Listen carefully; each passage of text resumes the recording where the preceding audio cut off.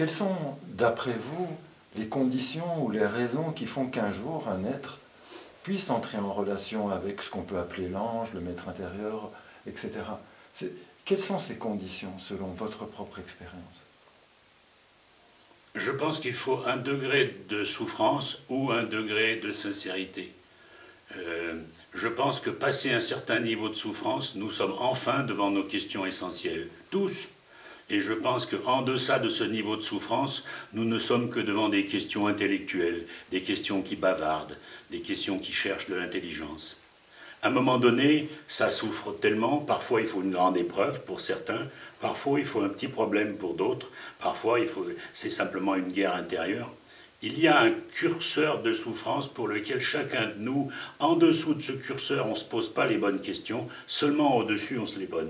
On se pose déjà des questions avant, mais ce sont des questions qui bavardent, des questions qui discutent, des questions tièdes. Gita appelait ça les questions tièdes. Alors que de l'autre côté de ce curseur de « je souffre assez, j'en ai marre, j'en peux plus », il faut atteindre le « j'en peux plus », le « ça suffit ». Il faut atteindre ça pour se retrouver de l'autre côté, du côté du côté des vraies questions, du côté de ces questions essentielles. Donc je pense que ce qui déclenche cette expérience, c'est soit une guerre extérieure puissante, soit une guerre intérieure puissante, qui crée un niveau de souffrance suffisant pour que les questions passent de tièdes à brûlantes. Donc si je vous entends, elle est promise à tout homme, puisque tout homme peut vivre ces deux circonstances.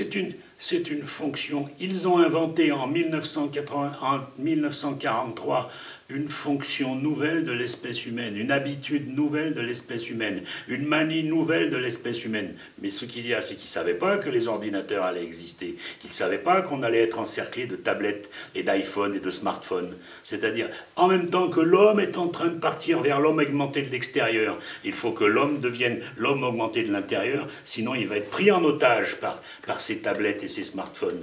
C'est-à-dire, ils ont inventé une manie humaine qui est une vraie résistance à la bêtise, qui est une vraie résistance à l'esclavage aux écrans. Pour l'instant, le problème commence, mais demain, ça sera gravissime d'être le nez scotché toute la journée à son téléphone portable ou à sa tablette ou à son ordinateur. On voit bien que si on veut préserver un peu de vie, il faudra l'homme augmenté par les dialogues avec l'ange, par son ange. Et par ces questions en vérité, non plus des images extérieures, mais des images intérieures. L'homme inspiré est ce qui peut sauver le fait que notre intelligence et notre mémoire va partir dans tous ces appareils.